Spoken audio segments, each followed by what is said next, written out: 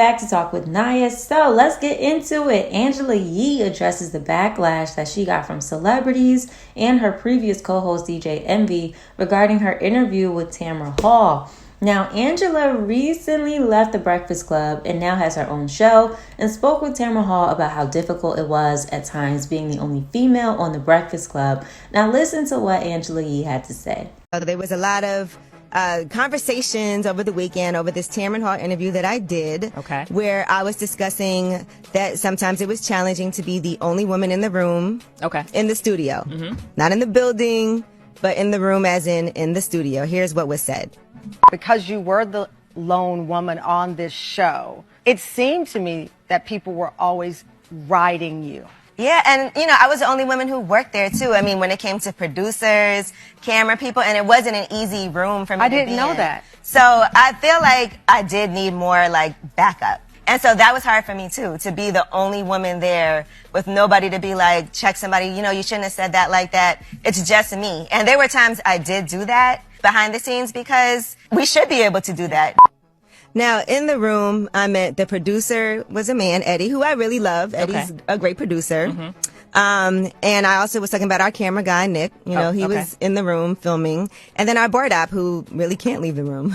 Literally. Because we have one here now and he cannot get up and go anywhere. And then obviously the other two hosts. Taylor, who is a producer, who cuts audio, does all of those things, but she has a separate room where she works out of, where she does that. So her responsibility is not necessarily to be in that room. Gotcha. So for the people I was talking about are the people whose job is to be in the room. And so I wasn't trying to make anybody feel away. Sydney is in here right now and she's filming this and she does digital. And so, they're editing video clips, they're doing different things, they're coming up with ideas, but that's not happening in the studio. Right. That's happening in the area that they have allocated to them outside of the studio. So there's a lot of great women. Obviously, in that same interview, a lot of other things were said that I thought were really positive, but I don't think I've ever been or ever not said that it was challenging sometimes. Right. To be in the room and to be the lone woman in the room. Yeah. So it never blew up like this before, I guess, but maybe it was the way that I said it. I'm not sure, but I guess people were interpreting it to mean that I meant that there were no women working on the show, and that was not my intention. Right. Not to make anybody feel like, because that's simply not true. I was talking about in that studio, in that room, and even Sydney would tell you, I would walk out that room and be like, I can't be in here for now.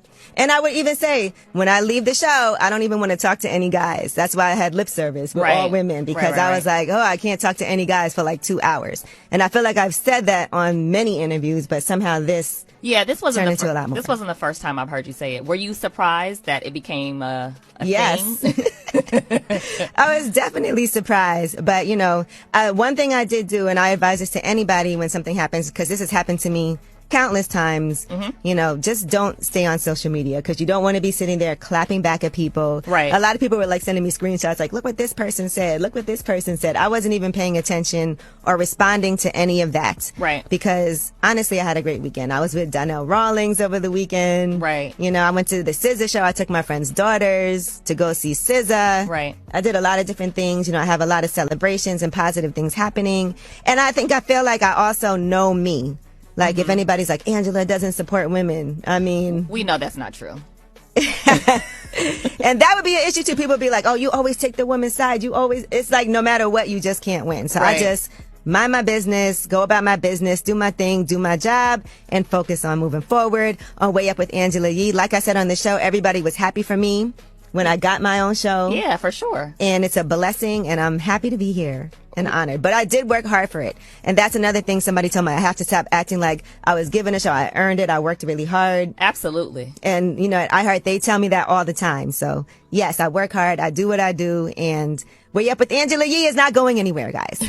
So she did get some backlash about this. DJ Envy called it cap. And then, we talked about this. If you're subscribed to the channel, I think we talked about it yesterday or the day before. So yeah, now let's move on. Halle Bailey gives us some insight on whether or not we're going to get another album with her and Chloe. Listen to what she had to say. And we expect another Chloe and Halle album. Of course. Me and my sister want to do it so bad. we've been talking about it. I'm so proud of my sister. But in the meantime, while people want us to do another album, people should pay attention to her album that's coming out in March in pieces. You already know. 31st of March. You already know. And then look forward to the movie. And after that, hopefully I'll have some music coming out. Yes. And then after that, we'll come back together. Okay, perfect. But we got it on our playlist. Y'all are being fed. Yes. Yeah. Now, I would definitely be here for another album between the two girls, but I'm also here for Halle putting out some solo music. So once the Little Mermaid little tour run is done, I just wonder when she's putting out that album, because I am looking forward to it, okay? Now, speaking of Chloe, her new single with Chris Brown called How Does It Feel was number 10 on the Billboard Bubbling Under Hot 100 chart. People left some comments about this and said, I hope her album will have a hit on it. I really like Chloe. Someone else says, seems like Chloe is nothing without Halle musically. I think they're destined to be a duo. Have Mercy did well, but no song since has done well. Chloe just does not have a strong fan base at this juncture. I think the label is mostly supporting her, but her music just isn't hitting. Clovers are giving the choice to support Chloe or diss Normani, and they'll choose the latter every time. Sad that she has a fan base that is more obsessed with what Normani does than her. Now, here are some clips of what fans are talking about, in regards to the disconnect from Chloe Bailey and her music and why people probably are not vibing with her. Take a listen. Chloe Bailey, I'm going to tell you, I'm not really interested. And I was trying to figure out, am I just not a Chloe Bailey fan? I think she's an acquired taste. And in her maybe I'm a little closed-minded to my R&B because I like a certain kind of vibe. But I don't know. It's just I still feel like Chloe Bailey, the artist, outside of the vocalist and the Beyonce backing and the great team and the management and production, I think that her as a person, as an artist, I don't know if she knows who she is still. I still feel like I don't know who she is as an artist. It's feeling forced. It's feeling like this is this idea of what we think sexy is mixed with Beyonce because they think that I'm supposed to be the next her. And it's just it's still as talented as she is, as great quality as the music video it is, as dope as Chris Brown is, she's still corny to me. I can't connect to her. I don't know what it is, and I'm hoping that that can release and get off of me. So yeah, shout out to Chris Brown and shout out to Chloe Bailey. The song was okay. You know what I mean? If I don't ever hear it again, I'm okay. Yeah, I still feel like I don't know who she is as an artist. It's feeling forced. I agree, low key, and I hate that I do. I hate that I agree, but we got to get into it. Normally, I am on Chloe's side with this type of discourse, but I do feel, I feel like, and I don't want to say this is not working, and I'm happy that she's doing an album and everything like that. Don't get me confused. But I feel like she's going down that same path as Tiana Taylor, whereas she's doing a lot of these R&B songs that could have really worked back in 2009, 2010. But it's we're in 2023 now. And Quiet as a Skepchild, I did like the song that she did with Chris Brown, but it was okay. It didn't have any replay value. And I hate saying that. And I love Chloe. And hopefully, if she makes a believer out of me, child, and this album drops and it does astronomically well, child, girl, I'm here for it. But I don't know. She's still corny to me. So I've been actually thinking a lot about this, about why a lot of people don't connect to Chloe Bailey's music, me being one of them. I think first and foremost that I genuinely may just be outside of the age group of the demographic that she is attempting to reach. And I'm fine with that.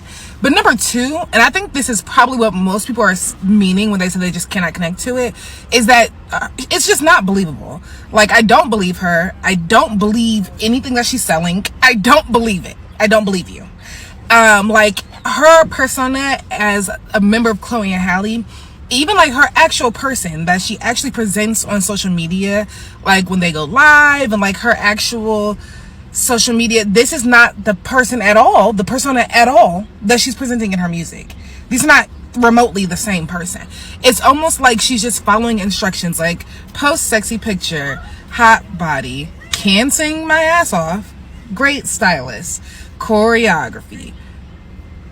great quality videos, Chris Brown feature.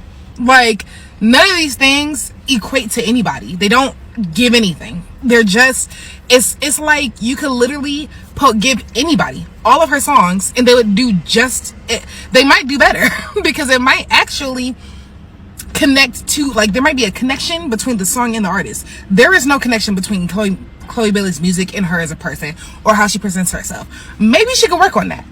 Maybe she doesn't want to present as somebody who's like so sexy and blah blah blah, but like, pick a lane. And then in his video, maybe it was another video I saw, I can't remember because I saved this to Stitches a few days ago, but someone was saying how like she's trying to appeal to the urban demographic, but like that's just not who you are, baby. Thank you. Yes, like you don't want to make me, you're black, we accept you as a black person, you make black music for a specific demographic of people, but you're trying to appeal to a much wider audience for no reason. You don't need to do that. You would be far more successful making music for the demographic of people you belong to than trying to make music for a wide audience. It's not coming across because this is not you, babe. This is not you.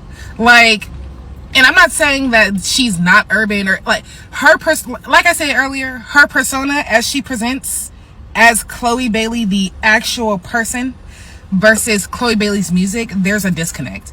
And it's because this is not her.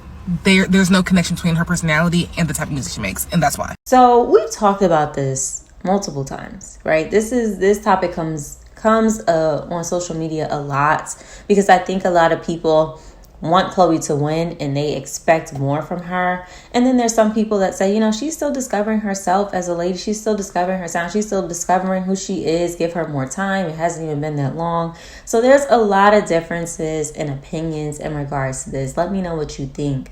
Now, speaking of the Billboard bubbling under charts, Quavo's song called Greatness was also on the Billboard bubbling under charts, coming in at number 19. So we'll see how Quavo's solo career does, especially with the recent passing of Takeoff and him basically solidifying that the Migos are over. Now, I just wanted to get into some new music. So Lola Brooke shared a snippet of some new music. Did you guys get a chance to catch it? And what did you think? Now, that is all I have for today. I hope you guys have a good one. Bye.